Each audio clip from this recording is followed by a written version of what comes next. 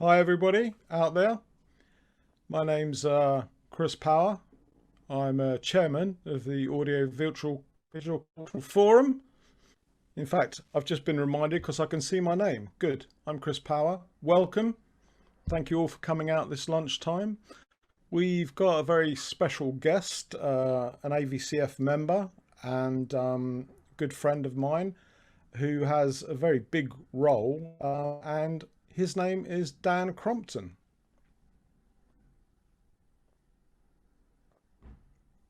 Dan, Hi, Chris. how are you? I'm good, mate. How you doing? You all right? See, you've been having those guitar lessons, or is that a virtual background you've got at the moment? Well, that's real, isn't it? That's real. That's real. Yeah, I'm getting on to the more advanced nursery rhymes now. Well, that's good to hear.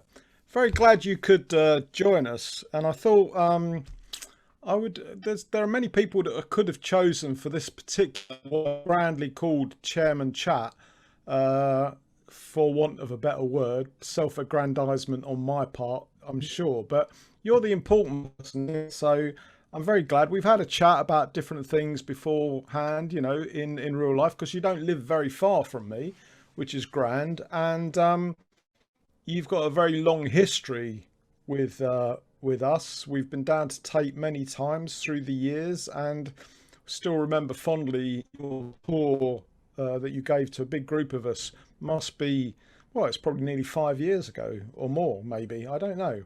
But so uh, what is it like being in charge of that huge kind of labyrinth all over a global, not a global, well, actually it is a global labyrinth, but you tell me, what's your role? What's going on? Tell other people What's going on? Good heavens. what's going on. So I haven't been in, well, I hadn't until yesterday, been in the galleries since this latest lockdown with everything closed, and they got rightfully very cautious. So only essential work on site. But I went in yesterday for various reasons. We're working back to reopening, hopefully mid-May. So that was kind of the start of that process. And had the enormous privilege with one of my team of having a stroll through the galleries at Tate Britain, which are all dark and empty, obviously, apart from the art. So it was an enormous pleasure. I mean, one aspect, to give you an example, if anybody out there is aware of the Rothko Seagram murals, so we have the Rothkos at Tate Britain, and that room was in complete darkness. So if any of you know those artworks, they're very dark to start, but they have a sort of translucent quality. So there was the reflection from the exit lights in the room, the safety lights. So you start to see another aspect of Rothko's work that no normal visitor would ever see, but the sort of translucent, almost radioactive quality of those works. So anyway, the point I'm making is that's what it's like, because I have a huge privilege. I take enormous delight in fine and contemporary arts, and I'm very, very fortunate to be able to have that privilege. Yeah, you're like many members. You're very passionate, and I would agree. When you work in an institution, you have you have that great privilege of being able to walk around, which is even more poignant in this present time that we're all going through. We're all subject to this, which we'll get onto later. But does that make you, when you're going through, does it sort of inform you when you're wandering around these galleries and looking at the spaces you've got? Does that inform what your forwarding and things are going to be? Because you're obviously working towards serving the curators and directors and artists. As a supplement to that, actually, I was just going to say, the date that you're aiming for opening, is that on all your sites or just the London specific sites? So St Ives, Liverpool, and your kind of major estate, are they all aiming for the same date? May 17th, which is aligned with the government's, I think they call it a roadmap, don't they? But a roadmap's really squiggly. This is more of a timeline, Yeah. isn't it? I always get folded up in those maps. doing it digitally, of course, but Quite. Well, as far as we're aware, the target date is May 17th across the galleries. right. Okay. But we're subject to Boris and his lot, so we'll see what they come up with in the meantime. But that's the plan as we stand. Yes. So can you explain? I mean, I find it quite overwhelming. I mean, I used to run audiovisual at the British Museum, and I know we've got people amongst our members and other people from the Royal Academy, the National Gallery, Portrait Gallery, a lot of museums, the Birmingham Museums Trust. So, and it's a slightly different timetable. And I think it's safe to say, obviously, at this moment, even when places do reopen, they're going to be time tickets, because have you got a limit on how many people you're going to let into the Tate? Yes, as far as I'm aware, if anybody remembers, we reopened again last summer up to December, this lockdown. And there were a set of procedures, so you had to book in advance. There are caps on the number of people in the building, the number of people in any one space. So our visitor experience colleagues would be marshalling the movement of people, and several rooms we had to close even in that situation. Simply they're too small, the ventilation wasn't good enough, wasn't possible to keep social distancing and so on. So yes, there are a whole heap of rules for the public, and equally and more, they apply to us as staff. So we're part of the count, which is quite tricky if you've got something you need to run and sort out. Yeah. So that's one of the things I kind of negotiated. For example, there is a guided route through the galleries, so you're expected to follow that route. And I had gently negotiated with our visitor experience and security people, if you see an AV person walking very quickly in the opposite direction of the route, it's because we're on an urgent call to try and sort something out. Yes. Please don't hassle, but they'll be respectful to safe distancing, etc. So, you know, little variations on the rules for us, but all done in communication with our colleagues. No, it's very good, a very good model, and that kind of, basically, I mean, everybody is doing the same thing in different industries, different services, and so we're all sort of prey to that kind of, you know, that roadmap, as you call it. Could we drill down a little bit into the specifics? Because I know you've got some things, you've got a little presentation. We could just talk through to give people an idea of the scope, because I think I would safely say that you're controlling one of the largest services for audiovisual within our organisation for Tate, because your estate goes, you can see here, you've got some nice pictures. Maybe just talk us through, and I'll just interject something, you know, as sure. And that is that the main entrance? That's the turbine hall, looking west. Towards the ramp entrance for the main entrance at the top of the turbine hall ramp. That really is a massive space, because I've been, for people who've been there, and I'm sure you have, when you walk down there, that is an enormous kind of space to fill. Well, there are all sorts of interesting technical aspects of working in this space, which would take up the rest of the hour. Yes, I know. I can imagine. We can touch on some of those. I've got some slides coming up. Well, let's see. Is this click thing working? So yeah. So when you invited me to the talk, Chris, I kind of thought, well, look, if it was one of my colleagues, say John at National or any of the others you just mentioned, I'd be quite curious about this and that aspect of what they do. So maybe our friends watching today be curious on the same level. Some of the aspects are kind of, what is Tate about, and how does AV fit in there? So try and quickly run through these text-based ones until we get onto the pretty pictures. So basically, Tate is 4 public galleries, 2 in London, Tate Britain and Tate Modern, and our sister galleries up in Liverpool and down in St Ives in Cornwall.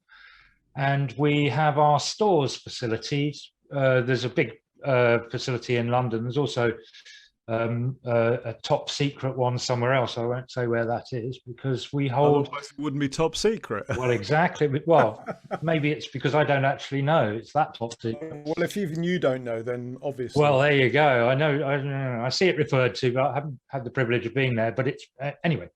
Point is, we hold the UK collection of British art since 1500 and international contemporary art since 1900. So that means storing an awful lot of collection works, and for art in particular, the very difficult and challenging circumstances that work around how you store and handle those sort of artworks. Absolutely brilliant, amazing, interesting place to visit. I have been in the London one many times, and so we've got an element of support in the stores. There's a meeting room we look after and various activities that happen there from time to time. But essentially, my service that I run directly, so my team are in London. So I have a team on site at Tate Britain and Tate Modern, and we provide a sort of support service to our colleagues in Liverpool and St Ives. So I don't actually line manage technicians there, but we work very closely. I got an email this morning for something coming up in St Ives in May, so that would be interesting. Sarah, who do we work with and for and around? So if you think of the top of this chart as the kind of shop end, so when we're displaying the art for the public, our colleagues in the curatorial department are really the leaders of everything we do at Tate. So they're devising the program, and the program is which exhibition is opening next, which artworks from the collection will be going on display. There's a constant sort of churn of rehangs of those and so on. So our curatorial colleagues lead on that, and kind of supporting them and working alongside them in development of the program are our learning department colleagues in particular, and our research colleagues. Like many other institutions, Tate is an accredited, it's like a university. We have students, but we're not undergraduates. But anyway, we perform research. Now, all three of those, the point of this is all three of those sections are combined. There are 90% of my AV support clients. So generally speaking, requests and inquiries and projects, etc., will come from them. The collection services them, and again, we actually support the collection department, collection care in various ways, but also importantly, AV is a bit segmented in Tate. So for example, there's an AV section within the collection care department. Our lovely colleagues in time-based media who are thoroughly AV people, but they're also thoroughly arts conservationists and digital media specialists and all sorts of interesting things around that side of what we do. Then just looking at the two lighter blue boxes there, Tate Enterprises and Audiences. They're two divisions or sections within Tate. Tate Enterprises is a commercial section. It's a limited company, a sort of wholly owned subsidiary of Tate, blah, all profit. I hesitate on that because 2020, etc. But generally speaking, all profit is returned to the gallery. So income no generation. Shareholders, there's nobody else skimming. Of course, it's a big commercial operation. So the key point there from our point of view is from little things like background music in the restaurant to big things like major corporate events. We're providing technical support services to our enterprise colleagues. And similarly, Audiences, well, that happens on loads of levels, but the highlights I'll pick out for this talk are Tate Digital. Tate Digital curate and run our website and our YouTube channels, plus in combination with the marketing department and other colleagues, the various digital channels like Instagram, you'll know those. Those sort of platforms. And again, for example, there's what I think of as an AV section in Tate Digital, specifically the video production section. they're working very high level. They're working to broadcast quality production standards. Yeah. But so a good analogy with that would be on several projects recently, they would act as a first unit on a shoot, on a particular production. Okay. But we would be the exact equivalent of a second unit in film production terminology. And so we would provide footage and material and so on. Just one little example, but again, a support function for our colleagues in digital. And would you say that's kind of the more heavily IT driven side of things? They belong to that part of the operation? They interpret what these things are, or? Well, if I interpret what you mean by IT, I would interpret it as digital, which is kind of the same thing. Yeah. So yes, in essence, that's where they sit. Right. I mean, really, the boxes could shuffle around a little bit. Take digital, and our digital platforms are considered within Tate as our fifth gallery. They're a public outlet, a public, whatever the right word is, collection of platforms for the public to perceive the artworks and all of our activities around the artworks. But yes, entirely sitting within the digital. Yeah, I understand. Okay. I'll click on, otherwise we'll be here all day. Yeah. So what kind of services do we provide? So again, at the spear point, that's the right analogy, our public events, our public event program, anything from an artist talk, or even from, let's say, a small workshop, a kids' activity, afternoon activity in half term, summer school, through talks and conferences and all the sort of standard kind of auditorium type of activity, through what I'm particularly interested in, what we do, what I call the performative aspect of what we do in public events. So, musical performances, movement performances, performance art, anything that all of our colleagues will be aware of what I'm talking about, I'm sure. So swinging off of that spearhead are our corporate events, and obviously their sales to external partners. Is that the right phrase these days? Yeah. Quite often, maybe viewers, I'm not sure who's watching, maybe colleagues watching who are very familiar with that side. Several people who are good friends of AVCF are involved in supporting us as part of a production for large-scale corporate events.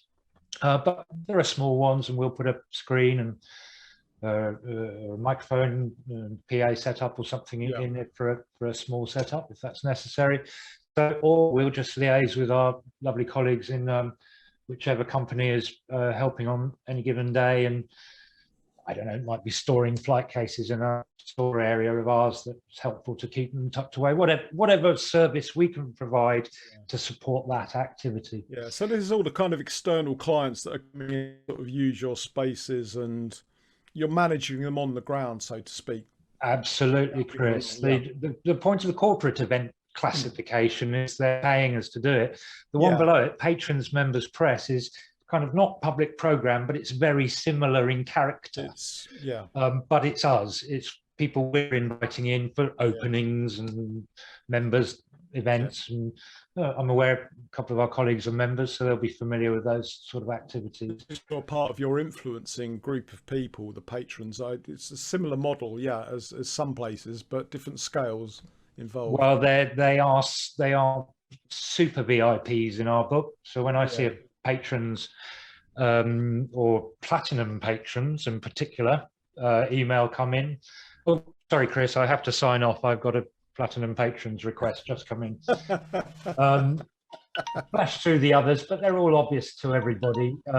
Information and signage, digital signage, meeting rooms, documentation video. That's a bit the example I gave of being a sort of second unit to a production a few minutes ago would kind of fall into that category. But equally, a lovely documentation video project we did recently in the Nauman exhibition at Tate Modern. There's a cage. He built this cage thing, and the idea was that visitors could go into the cage and experience the artwork from within. And of course, that's not been possible in current conditions, but we produced a video taking you into the cage, and that's in the room for the visitor to have some semblance of that experience. It's a good example of how, it's a good example of how everybody, when you're dealing with this, because none of us can do what we did before in the same way. I mean, that's something we can talk about. It's a bigger question on a societal level. But this is the way of, there are clever, being AV people, usually problem solving things on all levels. That's a really good point, Chris. That's actually two parallel examples. It's a parallel of a COVID related requirement, but it's also generally an accessibility related requirement. So putting COVID aside, we're Tate are very keen on accessibility initiatives on all sorts of levels. So whether it's induction loop in an auditorium or whatever, the key point is if you couldn't access that artwork because you're in a wheelchair, we would want to be able to provide at least an insight into what that experience might be. So yeah, parallel, good reasons for doing that. Part of the point there being we were doing this before COVID, and we'll carry on doing things like that after, I'm sure. So where does it happen? Well, again, taking the top of the slide as my kind of spearhead analogy, the top, well, it slips a little bit, but the Star and the Claw in particular are our sort of flagship AV spaces, and the South Tank, very sophisticated technology integrated within the spaces. Part of the key for the specification of all three of those, I've worked on them over the years, has been great, put a system in, but provide a means to mangle it into a completely different configuration. Right. Because guaranteed that, particularly with performance art or performative aspects of our program, the artist will come in and go, ooh, that's very nice, but what I want to do is project it on the wall on the left rather than on the screen at the front. Is that okay? So you've got to be very flexible in your approach to demands that come in. I understand that kind of thing. And that touches on, because I know you're particularly good at Tate on that kind of what you've called, or what's been termed, legacy AV, of different things, because some artists obviously want to have their work reproduced in different ways. And I know John in Birmingham, and there are several other people, because it's never a single straight line that we work on. Quite right. Always kind of, you've got to really think on your feet.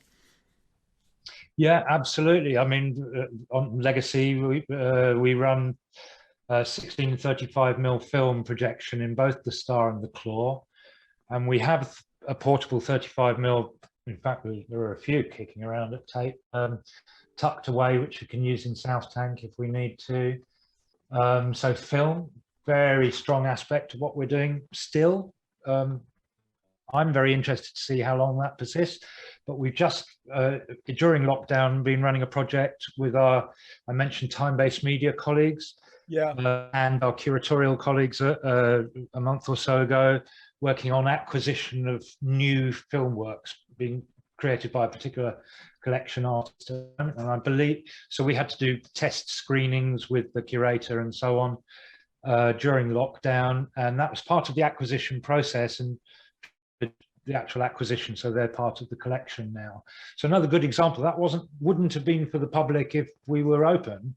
That was all about our curator and time-based media colleagues checking the print before ordering X number follow-on, well, print, I think it's a six projector work or something, that particular one. So that was good fun. Just an example, the sort of thing we get up to, but picking up on your legacy point. Just finishing off that slide, if I crack on. So if those three are our flagship, the point of the next two is kind of everywhere else. And some have some degree of integrated AV involved, projector mounted in the ceiling or whatever it might be, but others are complete blank canvas. So hence the portable systems. So it's a huge pile of AV kit, and more on the way. We've just been doing a year procurement exercise where a few bob suddenly appears, and so we just bought a few more toys to add to the collection. So that will be fun when we get those out and running. And then finally, just kind of touching on the installations and integrated systems side of what we do. So a lot of what I was describing is around events, but important to be aware, like a couple of examples I've given, that we're working on installations within the galleries or our meeting rooms, for example, or our signage systems. So yeah, I guess the general point is a very wide range of activities. Got to get my head around. You said it at the beginning of the talk, whether it's from what those colleagues who are watching, who may come from the integration side of the AV industry, yes, what you guys will be very familiar with. That's a big part of what we're working on. And then equally, at the other end, if you like, of the spectrum, would be those colleagues who are working in events. And sometimes they kind of cross over in various. Just as an aside, as the integration side, like many people that I've talked to, which kind of could, if we just say it was construction, we'll call it construction for the moment, has been going on at Tate during this COVID, you know, except for when it was yes, very extreme, because yeah, I've heard from several people, a lot of different members, and lots of things are happening on site where even when they're not attending, but they have to monitor and keep an eye on what's going on, especially with the integration systems in rooms. Absolutely, Chris. Yeah, no, nail on the head. Well, obviously the only events we've been running are online events, so right, we have to do those, so that's great. But what I said in a report to my managers recently was our installation integration side, it hasn't seen a drop as against well, not exactly a year ago, but previous work levels. Yeah. So the art continues to be rehung. So exhibitions are right, getting changed. I thoroughly recommend the Kasama when we reopen. And those of you who are familiar with Tate Modern, pop along to Tate Modern, because we put infinity rooms and other related works from Kasama in, and there's some AV elements there. So gallery installation, yes. And then just yesterday, we completed another signage screen installation. Over the last couple of weeks, we've upgraded a couple of meeting rooms. So yeah, very busy on that side all through lockdown. I mean, the buildings are empty. So for example, on the Kasama, how they did that was spread out what would normally be a very compressed installation phase, where you've got art handlers and AV and yes, lighting people all kind of tripping over each other. They spread that out. So we had sort of 2 days when there was only AV in the gallery. So yeah, my team were safer, which is good. Same for all the rest of the teams. But yeah, that was the long answer. Short answer, yeah, absolutely. Yeah.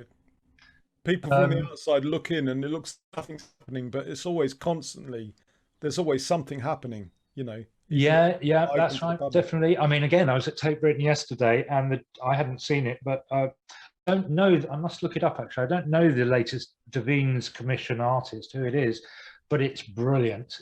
They put in half of the next installation is complete. So, so again, another.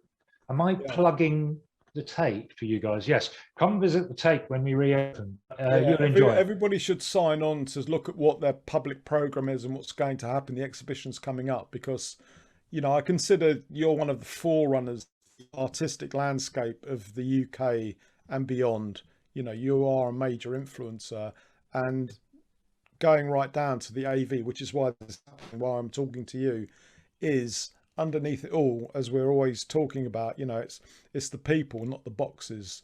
So it's a kind of a mixture. It's strange. We're people in boxes now, talking, you know, to each other, and the effect of what's going to happen going forward very much impacts all of us. So, and you've got some examples of the spaces that you've used and where you're doing things. Yeah, well, I realise time is. If you quick look at the clock, Chris, you'll see the time's ticking on. So I'll flash through this stuff really, really quickly. Yeah, sure, no problem. Stop me and buy one, so to speak, if of interest. So very quickly, I've kind of outlined this already, but the service types So that phrase, time-based media, I referred to in the context of we have a time-based media section in collection care, but I think of it actually as an activity. It's all of what we're about in AV. A lecture, an artist talk, or a conference. It involves media if it's got your PowerPoint or playback videos or whatever, but it's equally it runs over time. So you have cues, lighting cues, and so on. So that, for me, was an eye-opener. It's a phrase that relates to arts in particular, but I apply it across the board to everything we do.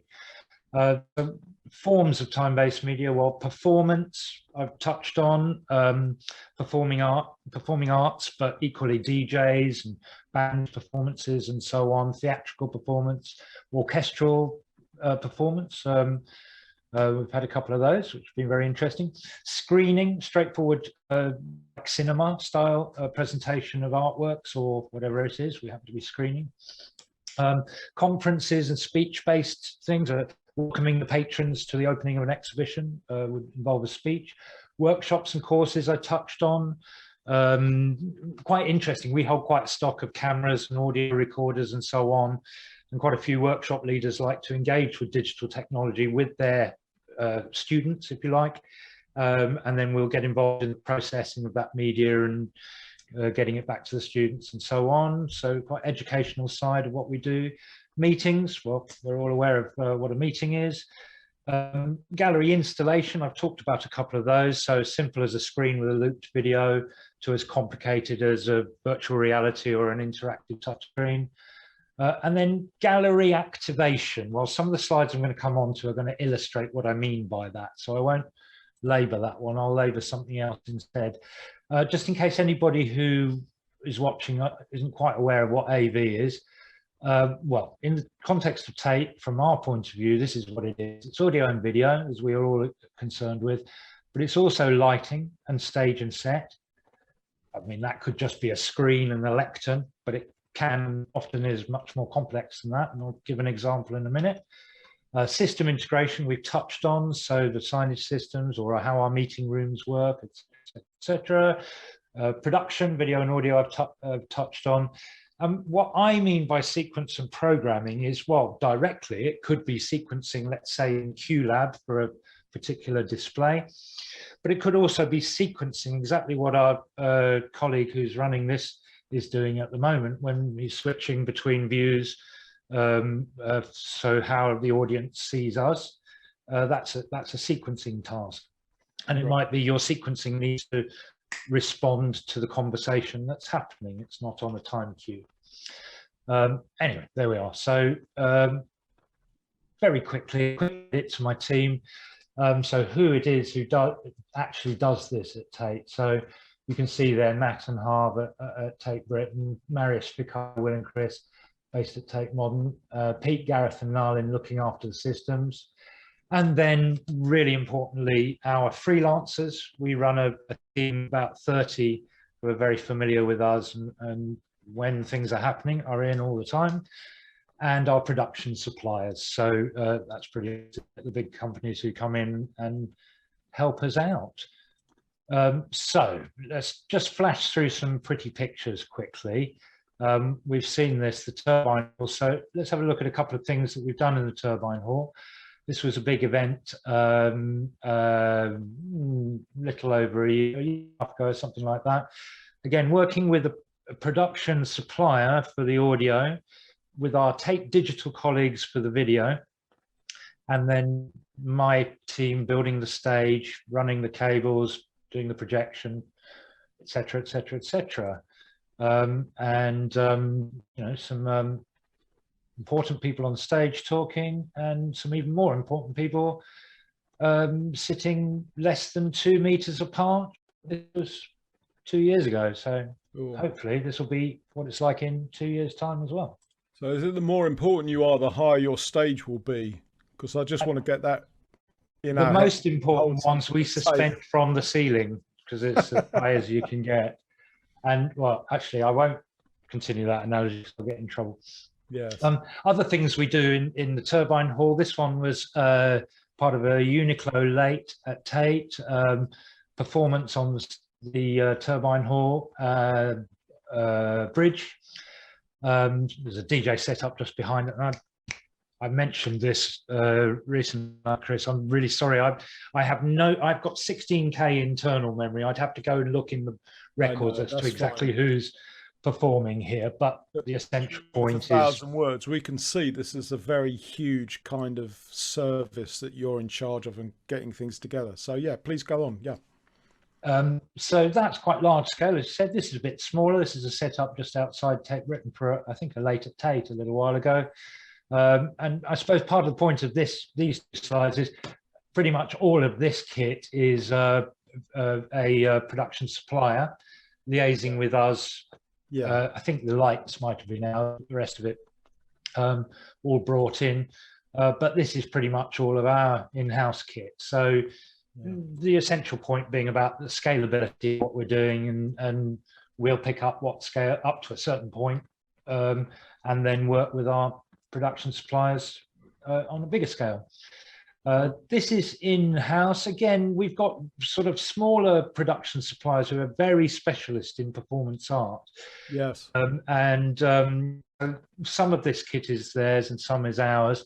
So quite a good example, this one. I think the desk is theirs, and the radio mic rack is ours, and projector is ours. So the point being, working really closely with our supplier colleagues, not just farming it out, but particularly in the context of these particular artists and the really wild and wacky, complicated stuff they wanted to do. The point of our existence is not to go, you want to do what? But to go, oh, is that all? Yeah, sure, no problem. The freelance, no problem. You know, I was talking to people, it's like, you know, they're concerned about the future, and some people were pointing out, well, if I had to run, you know, all these virtual things and hire everything, it'd be a whole other department. So it's almost a necessary thing now.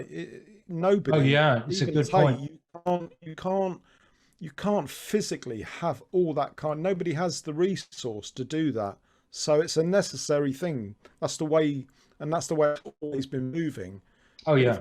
If you've got a core set of people that can do this, and then they just bring in things when they need stuff. So it's the way. Very deliberate strategy. Most of my team, their job title is coordinator. Yeah, we do have some technicians. Yeah. The point is, and the job description is, make it happen. It's not necessarily pull it out of the cupboard and do it yourself. Yeah, exactly. Nobody has time to do all of that, especially as you're moving on to managing and everything. That's right, absolutely. Can't see most of this, but this is in the Star a little while back, the laser performance in the Star Cinema. So just a little illustration of what I mentioned earlier about, well, provide an infrastructure AV system in place, but be adaptable and able to do something that's wild, weird, and wonderful. And this really was pretty wonderful. Also, what's interesting about that one is the audio component as well. Yeah. We have a what's it called? Dolby Atmos system. In fact, extended Atmos. I think there's 60 odd speakers in there. A couple of interestingly, they're all about 2 meters apart from each other. And that's set up to Dolby standards for cinema DCP projection under Atmos. Yeah. So it has Atmos certification. But all you have to do is, well, you would load a blank preset and create a blank preset. And the artist on this event had a mixer inside the auditorium and was sending audio around the speakers, doing all sorts of interesting. I've had the pleasure of actually seeing this in action, your Star Cinema and everything, on several occasions, and it really is a wonder, you know. I was very fortunate before that installation went in, quite a while before, I produced a report with very good help from a colleague, David, in fact, who produced the report, where we gave gold, silver and bronze options on upgrade for the Star. Yeah. And when the head of estates came to me and said, and he waved the printout of the report, and he said, this is great, this has been really helpful. He says, we want the platinum. Oh well, that's a nice worry to have.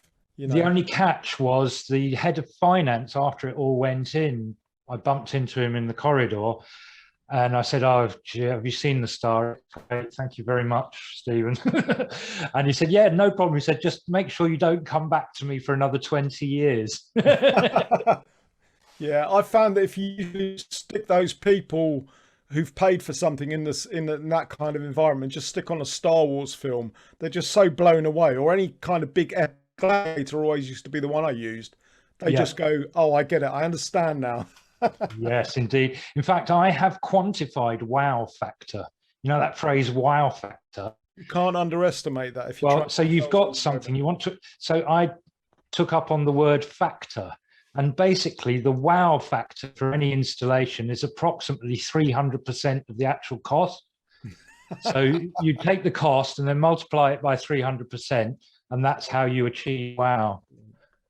Um, these are suitably boring slides, but simply illustrating one of our meeting rooms and making the point that this is part of what we do. Again, with our lovely colleagues in AV integration company who actually put this stuff in, but obviously we work closely with them to Yeah. keep it running and Well, that's provide the going to be another big specification. theme with a lot of different people, let alone Tate, of like what is the future of their office spaces, room for people to meet in, and how do we equip that kind of space? It's a massive subject right What now, are so the it's all options? bubbling around in the emails as I You speak. could have a talk just on that alone, but it's I'm yeah, skipping over it because you can probably yeah, tell I like the loud bangs and whizzes and flashing yeah, colors yeah, stuff. I mean, I like a good meeting room. yeah, yeah, Don't get me sure. wrong, on the professional level of that works and that was successful, but hey, Well, it's all part and parcel of what we. It's all about communication, and that forms part of it. And it's just an ongoing conversation with all sorts. That's kind of yeah. what we're looking at. Well, the essential point in this presentation is that Yeah, we are crossing over through all of these aspects of AV. So yeah, from my yeah, perspective, the entire industry of it is of interest because it's happening right the way across the board. I'll flash through these, but that's Norman J on a J set for a yeah, pre-record for Uniqlo. But the essential point is the video production side of what we're doing. yeah, So we will build the set and do the lighting and all the rest of it. yeah, But I think the camera bit was a couple of slides back. But we'll also record it and send the rushes off to digital, and yeah. they'll clean it up and make it into something wonderful, hopefully. So So there's a few examples of some of those. yeah, I My mean, I'm last example, so because yes, again, time marching on, I'll just yeah, flash through this very quickly, Chris. sure, no problem. Very last example, really, Tate Exchange at Tate Modern, really interesting space Yes, because it's super flexible. This was a particular event where we had, in fact, an artist running a kind of simulated poker game. But it wasn't actually poker. It was around social and political subjects. And if you drew a certain hand or whatever, you would talk about it and blah. And yeah, the point was we set it up in this room and then relayed it into the adjacent room. And I suppose the key part of this is that I mentioned stage and set earlier, is obviously we put the cameras and the lighting and the projection and all the rest of it in, but we've also built the set and the bar. And so I'm adding to the job description requirements for new recruits, the ability to build, maintain, operate a bar. I think it's very important in I the think AV skill think set. a lot of people, including me, look at that picture and think, yeah, that's where, certainly from AVCF's point of view, that's where a lot of things happen in that space. So Yeah, you'll be ready to make me a absolutely. cocktail there, I hope. Yeah, can't wait, Chris. Can't wait. I thought that was the one. This is a very similar one. This is the cafe and bar at Tate Britain and another performance setup. So a little bit of idea of scale. I think the amount of time we spent on getting the chaotic cable layout exactly right Yeah, was very important there, because it's not chaos. It's the artists quite often want the paraphernalia as Yeah, part sure. of the show. Yeah. It's a silly point. It's true. No, it's They good. don't want it all neat and gaffer taped up out the way. No. They want the busyness of that sort of setup. So it's a minor point. Oh yes, and we nail screens to the walls. And again, this is pre-COVID. We're not using anything with headphones at the moment, but I'm sure we'll get back there. Or, like other colleagues in AVCF, I'm aware we are exploring other alternatives. But if you look at this, if you think about directed audio with the very kind of focused speaker systems you get now, if you think about how difficult that would be with 4 adjacent videos. Yeah. I think you'd have to take a different range. approach completely. Yeah. And there's music on at least 2 of those, as I remember. So yeah. Anyway, all of our colleagues watching will be familiar with those sort of problems, but I just flung that one there, just again, as an illustration of the full breadth of what we're doing. And I have 700 odd more, but I think we've run out of time. So yeah. No, we should. These will do. There's been some things coming in on the though, just people saying hello and everything generally, and but one particular from Joey. I can't work out who that is just at the moment, but he just says we'll take continued concerts, host concerts. Well, I suppose, eventually, maybe. I'm really interested in this. Eventually, we definitely will.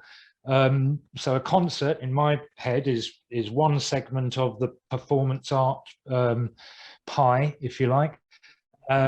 So taking that as a whole, that's been a major part of the strategy for Tate. You remember I mentioned curatorial taking the lead on our programming. Well, Tate moved on from just art being perceived as just canvas works on the wall or sculpture. Well, it moved on 20 years before I joined Tate. Exactly, yeah. From that, so art is concerts. Yeah. Concerts are art. Sound is art. We'll come back when we can. Absolutely. That's everything is, well, depending on who you follow and everything is art. So I think with that, because I'm sure some people will ask some specific questions about Tate. So what we're going to do is we're going to sort of log off from this, and then we're going to go into our sort of rooms, which this is Chris's room, where I'll be to talk about any of the bigger general things. And I'm sure you're going to get a lot of questions in your room. So we'll just take sort of 5 minutes to swap over, and then we'll carry on the discussion, and we'll come back to sort of have a quick question and answer. And by the way, for anybody who's watching, this is being recorded and it will be eventually on our site. And the timing for that, I'll just alert everybody via the newsletter or directly from the people who've logged on. Brilliant. See you all in Dan's room, except for those who will be in Chris's room. Yeah, it's not a competition, Dan. Okay. Okay, see you in a minute. All right, see you in 5.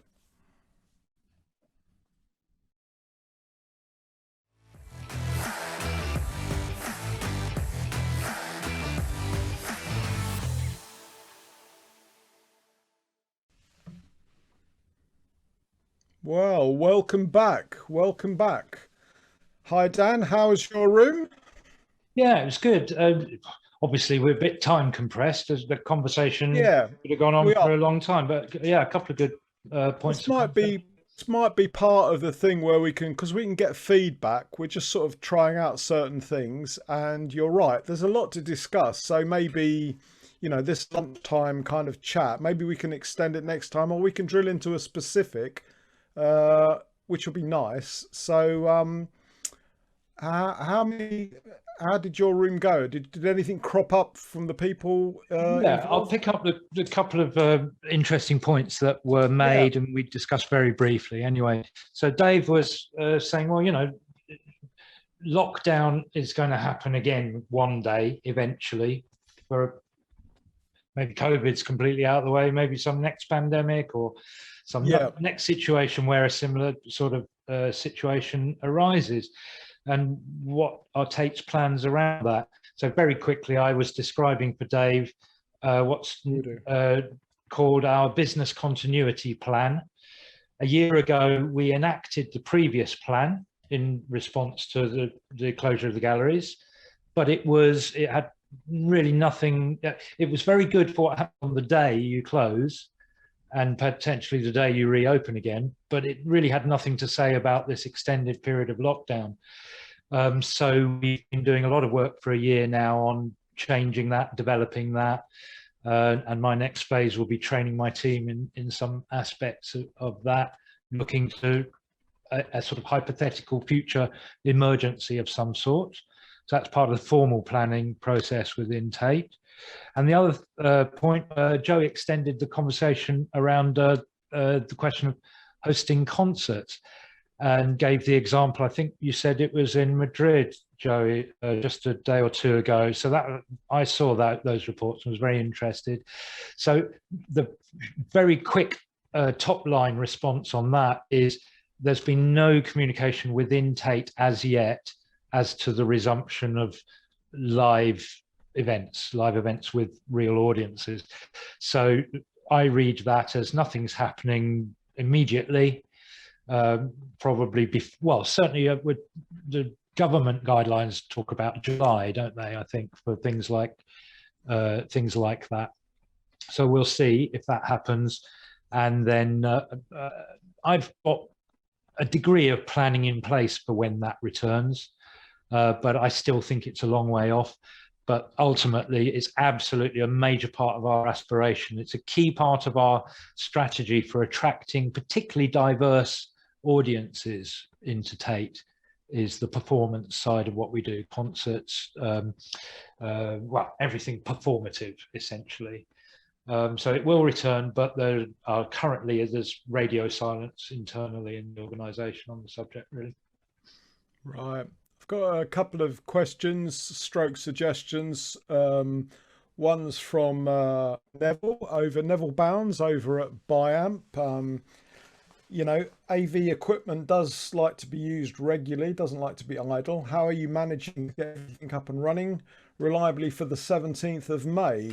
Yeah. So that would be equally a question to you, Dan, I would think. And, yeah, you know, for AVCF, who are intending to get more and more into this sort of communicating with people. So that's a question. And from Ewan over at he's in BT at the moment, but he's one of our freelancers, but keeping in touch with people in a broader AV industry is really valuable right now. So this is actually feeding into something. I mean, I get a lot of mail of things that seem to be going on, but maybe our more personal approach to certain things and picking key people is you know, is the way to go. I don't know if you can cover kind of that. I mean, 17th of May is it's our roadmap, I suppose, going forward.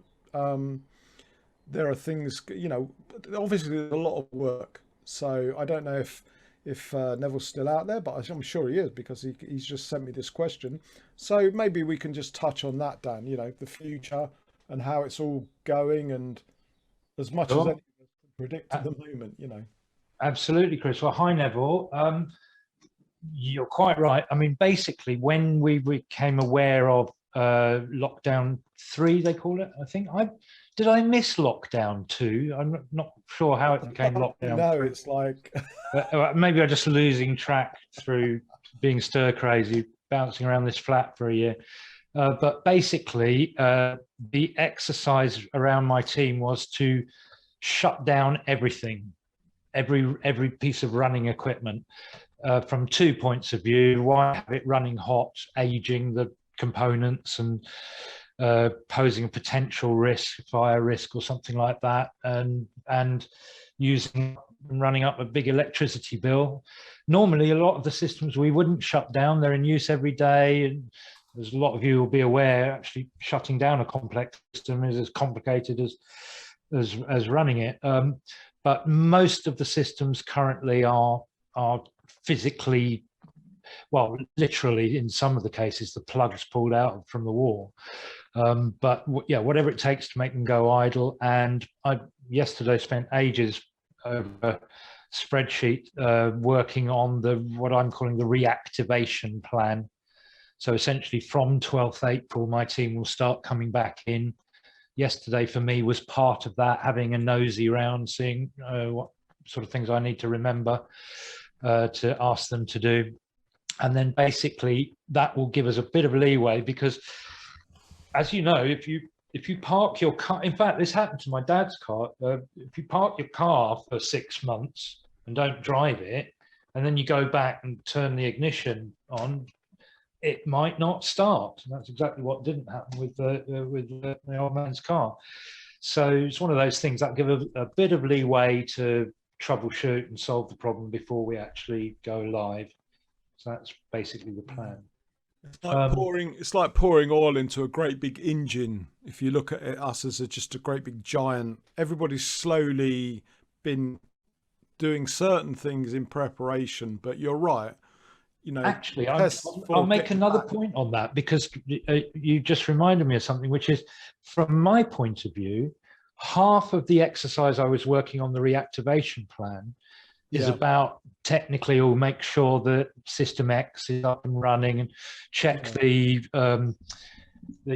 failover battery system is fully charged and blah, blah, you know, all that techie stuff.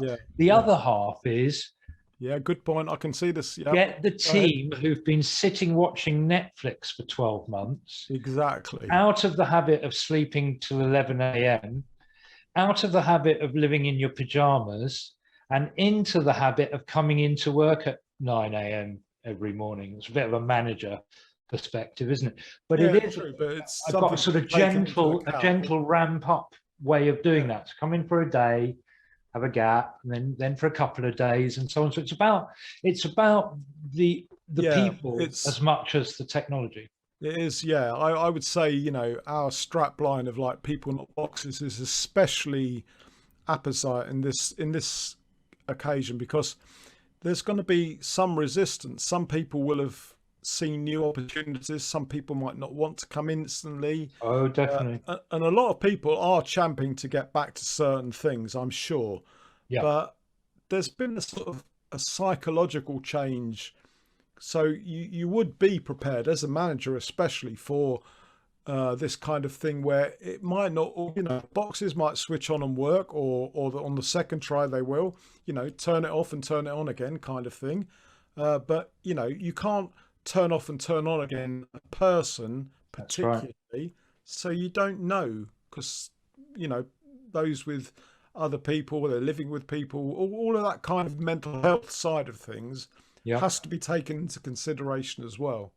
Yes, not to be critical in any way of any of my colleagues within Tate, but one of the things that I very gently pushed back on a little while ago was a lot of my team have been on furlough. So you'll all be aware of the furlough scheme for the government. And so I sort of made a judgment, well, this person basically, until we're reactivating, could easily be furloughed. So the thing I pushed back on was a sense that, oh, we need to do X. You can take them off furlough for a day to do X. Yes. And I pushed back gently on that. And I said, well, no, you can't. Because I didn't write, because they're not a box that you can just switch on and off. No. They're a human being, because that would have been a bit rude, wouldn't it? Yeah. But that's basically what I was thinking. Yeah. No, it's good to take that into account. And really, especially as you're a manager, I mean, everybody will have different views. And like I say, some people will be dying to get back to it. Other people will have found things. So it's that kind of question. Is we're just going to have to wait and see how the world, society responds to this new era. But there's no doubt, you know, that this is in some ways, well, it's just such a big thing. I can't really get my head around it if you start to think too much about it. But I'm sure everybody has a view. And I think because we've gone slightly beyond the 2:15. We are recording this, and it's going to be up on the site, but I hope the conversation will continue, and we'd really like feedback from everybody about the regularity of things like this chairman's chat or other things we can do.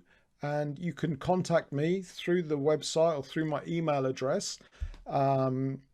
So yeah, we'd be very interested to the other side, and I'm sure Dan would be very interested. And I'd like to really thank Dan actually for stepping up on the first of what I hope will be a kind of deep look at different areas, because I know on the other side of the coin there are people who are operating on their own, you know, and they have trouble even getting a freelancer to come in because their resources, if you're in a small museum somewhere or a little space, so everybody's different. But Oh God, yeah, this has absolutely. been a good look. But we're covering everything, you know, we're looking at it more holistically. I think we're not just, well, AVCF, we are about people, not boxes. But obviously we need to know how to use the boxes, and Dan, you certainly know how to use the boxes, and you know how to run what to me is still like a staggering kind of giant organization, because they all work for you really, don't they? I think Which they? all of them. It's you're running Tate. What? Oh, you mean everybody outside? I mean, I was going to say, I'm not sure even the AV people actually work for me. Well, I mean that in a loving, positive way, because Yeah. you know, we're all AV. You know what AV people are like? It's herding cats. So the reality is, Yeah. I have a guidance role. I have a bunch of statutory things I'm supposed to achieve or whatever. But actually, it's the people at the front end, and especially and including the freelancers and our production partners. The key, from my point of view, is linking it all together, hold it all together. Exactly so. I mean, if we don't communicate with each other clearly and aim for the right things and understand each other, then nothing gets done, basically. So that's our world. And, you know, I think that's a very interesting world to be a part of. Absolutely. Last thing to say, because Dave mentioned it in the breakout, time has really run away from us.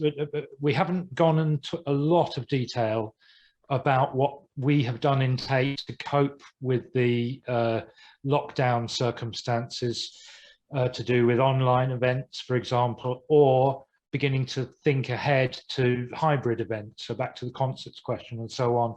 So apologies to those viewers. We haven't gone over that, but if you're part of the forum, as you say, you can contact Chris. If it's possible to contact me directly, exactly what you've just said, Chris. This is a great hour and a bit this afternoon, but let's carry it on, and I'm more than happy to carry that conversation on past. In many ways, this is the beginning rather than it's always a work in progress. And you're quite right. The hybrid, the virtual, how we're going to inculcate that into our everyday working, even more than we did before. We kind of knew, but we don't know yet how that's going to work. And people are making steps forward. I think everybody's seeing that we're going to have to embrace all of this. And this is a very good example, demonstration of how we're sort of doing it. Absolutely. Well, I'd like to thank Dan again. I'd like to thank you all for coming along. This will be up on the website soon, and please get in touch and please tell us. We're waiting for your feedback on what this has done well, what it needs to do, and what we need to focus. So give me a topic where we'll look, and I'll set up, you knock it down. This is Chris Power, AVCF. Dan, thank you again. And that's all from us at the moment.